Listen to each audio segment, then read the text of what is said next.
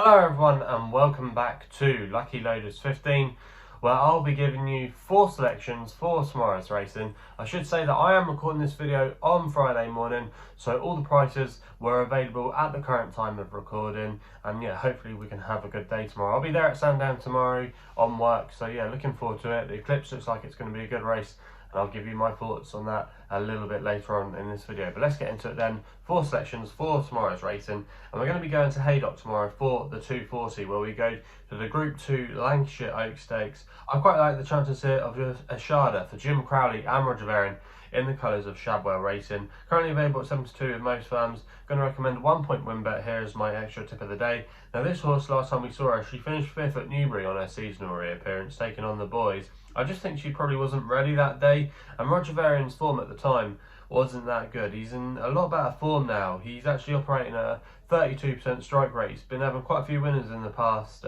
few days, and I think Eshaada might strip fitter a little bit for that run at Newbury last time out. The form's not worked out too badly. It wasn't a bad race behind Ravenscraig. There were some good horses in there.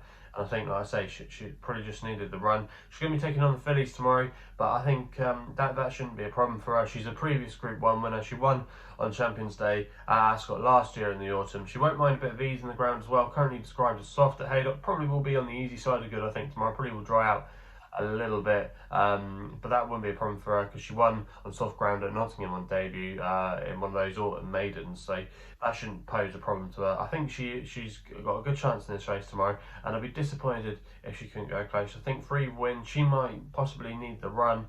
I think Eshaada is not a bad alternative here, and yeah, I'm quite keen on her chances tomorrow to run a big race.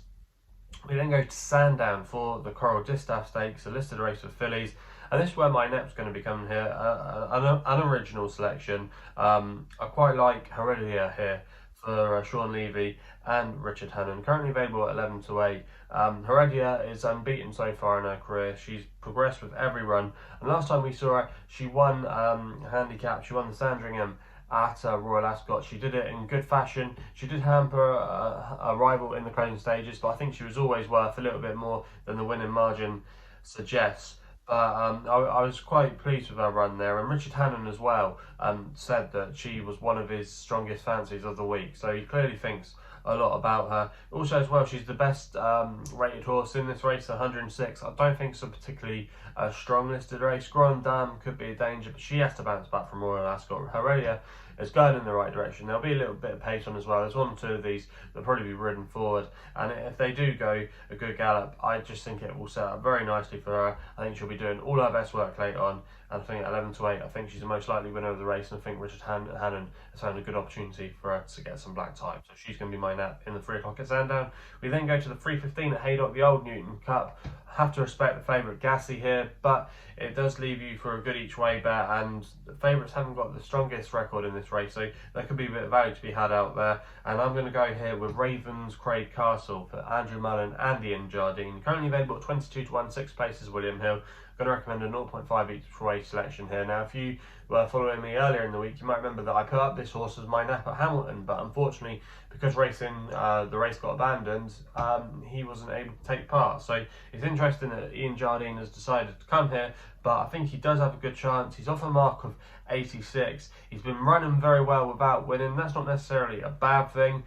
He finished 4th last time at Ayr, where he was travelling very well, but he just didn't see out the trip over a mile and 5. Dropping back this extra furlong should suit. He won't mind the conditions to be on the slow side. He ran in some good handicaps last year with a bit of ease in the ground, including actually when he finished 3rd in the Melrose behind Valley Forge. So if he's anywhere near that kind of level tomorrow, I think he's still got a couple of pounds to play from the handicapper. And also as well, Ian Jardine's stable have been going quite nicely. He's probably going to be just off the pace. He doesn't have to make it. He'll probably be just tracking the leaders. Quite handy, I think. And I think he might be good enough for him to stay there. And yeah, I quite like his chances at a bit of a price tomorrow to go close. So yeah, he's going to be my selection in the 3:15 at Haydock. We then go to my next best of the day, which is in the feature race of the day. It's the Eclipse. It's the 3:35 at Sandown.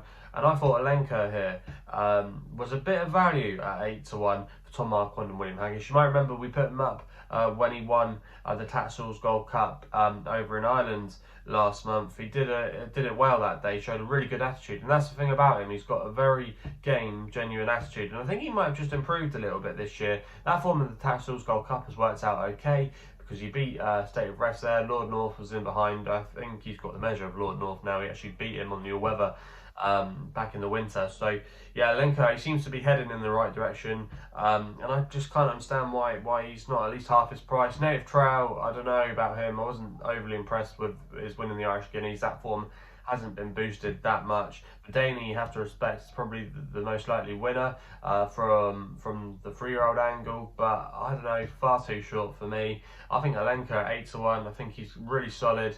He won the Classic Trial here as a 3-year-old, beating a Daya and Yabir, so we've always known he's a bit of a classy horse, and I always feel he's a little bit underestimated. He did finish second in the judgment behind Mishreef, but Mishreef I think will need the run.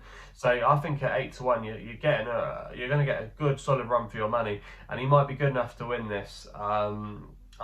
Despite him giving away a bit of weight there against some younger rivals, but I think he'll be there or thereabouts.